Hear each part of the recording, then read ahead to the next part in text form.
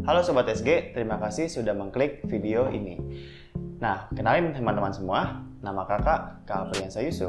Kali ini kakak akan menjelaskan tips tentang ujian mandiri dan PTN. Nah, jadi hari ini ya kakak akan menjelaskan dalam 3 bagian. Nah, yang pertama itu ada hal yang harus dilakukan setelah UTBK. Yang kedua, tips menghadapi ujian mandiri. Dan yang ketiga, jadwal ujian mandiri PTN. Nah, jadi hari ini ada 3 rangkuman yang utama untuk kita bahas satu persatu ya. Oke.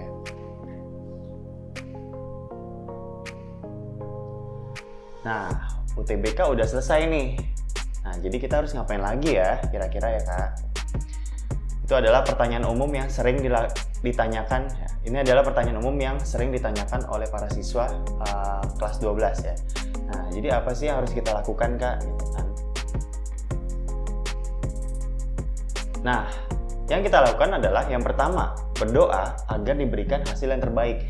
Nah, teman-teman semua tentunya setelah selesai UTBK, hal yang utama yang harus dilakukan adalah berdoa. Kenapa berdoa? Karena tanpa adanya doa, usaha akan sia-sia.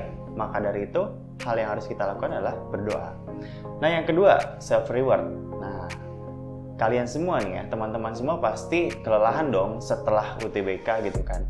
Nah, maka hal yang harus dilakukan adalah self-reward gitu kan. Self-reward ini dilakukan untuk merefreshing otak kalian dan juga memberikan apresiasi kepada diri kalian agar kalian menjadi seorang yang menghargai gitu ya, menghargai diri sendiri. Oke. Nah, yang ketiga yaitu membaca buku. Nah, pada saat menjelang UTBK ya, biasanya tuh kalian sangat sibuk dengan bacaan-bacaan buku pelajaran. Nah, setelah UTBK, ini hal yang penting nih untuk dilakukan ya. Jadi, kita bisa membaca buku selain buku-buku pelajaran. Nah, jadi kalau dulu ya, sebelum UTBK kita masih pusing dengan buku-buku pelajaran. Nah, setelah UTBK, kita bisa nih, ya, kita bisa membaca buku selain pelajaran UTBK. Misalnya contoh novel, komik, ataupun itu ya sesuai dengan keinginan kalian atau kesukaan kalian gitu. Nah, yang keempat kalian menambah skill.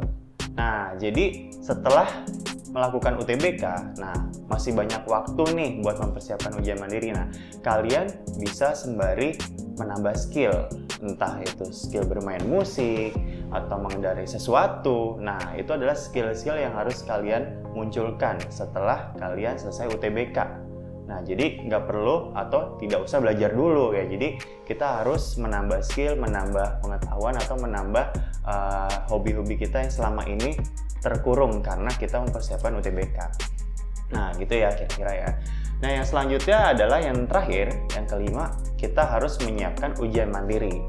Nah, setelah poin 1 sampai poin 4 sudah terpenuhi, nah hal yang harus kita lakukan setelah UTBK adalah menyiapkan ujian mandiri. Nah, teman-teman semua jangan sampai lupa ya untuk menyiapkan ujian mandiri. Karena di ujian mandiri itu banyak ujian mandiri yang sudah dibuka setelah UTBK bergulir gitu. Nah, jadi jangan sampai kelewat tuh, dan juga harus adik-adik semua dan teman-teman semua ini harus melihat atau sering cek web di kampus yang kalian inginkan gitu kan. Nah, maka dari itu ya ujian mandiri sangat kalian tunggu-tunggu nih biasanya nih. Kalian tunggu-tunggu dan juga beberapa PTN yang kalian inginkan juga kalian harus mencari info sedetail mungkin. Nah, begitu kira-kira ya. Jadi kelima apa sih kegiatan yang harus dilakukan setelah bergulirnya UTBK. Oke.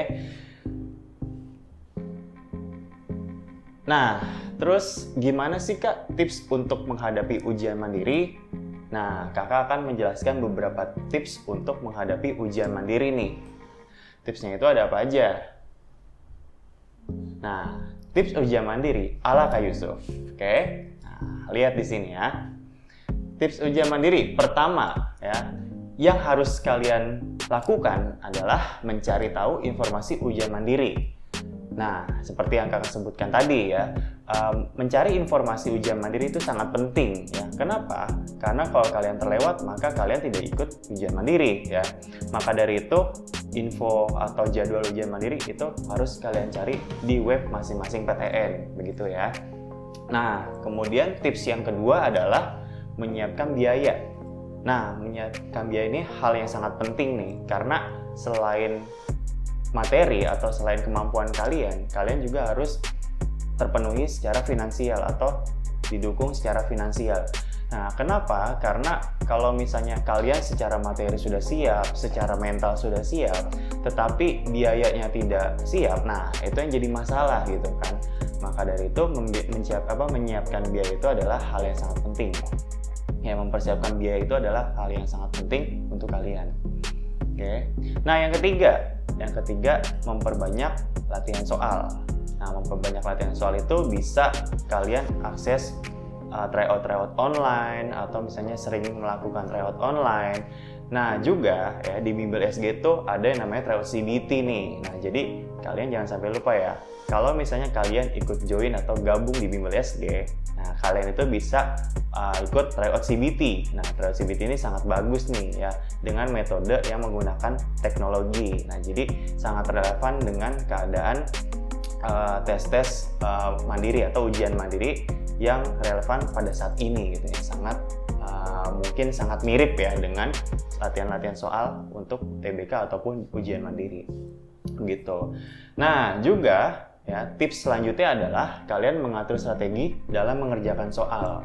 Nah, jadi untuk mengerjakan soal ujian mandiri ya, khususnya ujian mandiri itu kalian tidak sembarangan ya, karena beberapa PTN memiliki aturan-aturan dalam penilaian gitu kan.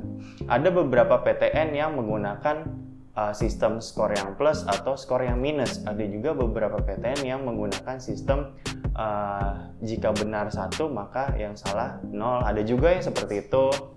Nah, ada juga beberapa PTN yang menggunakan sistem penilaian IRT atau teori respon butir. Nah, jadi teman-teman semua harus tahu nih ya beberapa penilaian-penilaian untuk ujian mandiri. Jadi setiap PTN biasanya berbeda kebijakan untuk penilaian gitu. Nah, jadi mengatur strategi dalam mengerjakan soal itu bisa juga nih ya. Di Bimbel SG ada yang namanya konselor. Nah, jadi konselor ini juga bisa memberikan strategi ketika kalian mengerjakan soal. Nah, jadi termasuk dalam mengerjakan soal dan juga memilih PTN di ujian mandiri. Nah, jadi kalian juga masih bisa konsultasi dengan seorang konselor di Bimbel SG jika kalian join di Bimbel SG. Nah, kemudian selanjutnya ya ada namanya menjaga kesehatan. Nah, jadi tips selanjutnya adalah kalian itu harus menjaga kesehatan. Nah, kenapa kalian harus menjaga kesehatan? Karena ketika kalian sudah siap secara materi, sudah siap secara material dan secara finansial, maka hal yang harus kalian lakukan adalah tetap menjaga kesehatan. Nah, apalagi saat ini kita hidup di zaman pandemi. Nah, kita harus menjaga kesehatan, menjaga juga imun kita dari virus-virus yang ada saat ini. Nah, maka dari itu kesehatan sangat penting karena banyak beberapa siswa yang sudah siap secara materi maupun secara finansial, tetapi ketika dia terkena sakit ya atau drop, maka dia tidak jadi ikut ujian mandiri. Nah, maka dari itu ini hal yang sangat penting ya harus kita perhatikan adalah kesehatan diri kita sendiri. Nah, yang terakhir adalah berdoa. Nah, balik lagi ya, berdoa itu adalah suatu hal yang penting ya. Ketika kita sudah berusaha, kita sudah menyiapkan apapun semuanya ya, kita sudah menyiapkan. Nah, maka dari itu berdoa adalah hal yang sangat penting bagi kita.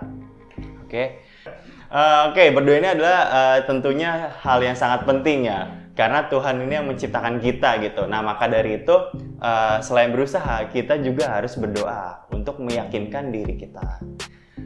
Nah, itu dia tips dari kakak. Semoga bisa diterapkan ke kalian. Setelah ini akan ada video beberapa jadwal ujian mandiri yang ada di Indonesia. Nah, ikutin terus ya channel YouTube Bimbel SG. Bye-bye! Hai, jika kamu merasa video ini bermanfaat, jangan lupa subscribe, like, dan nyalakan lonceng notifikasi untuk update soal, materi, dan cerita pendidikan lainnya. Cek description box di bawah ini untuk informasi update seputar Bimbel SG. Sampai bertemu di video selanjutnya, sobat!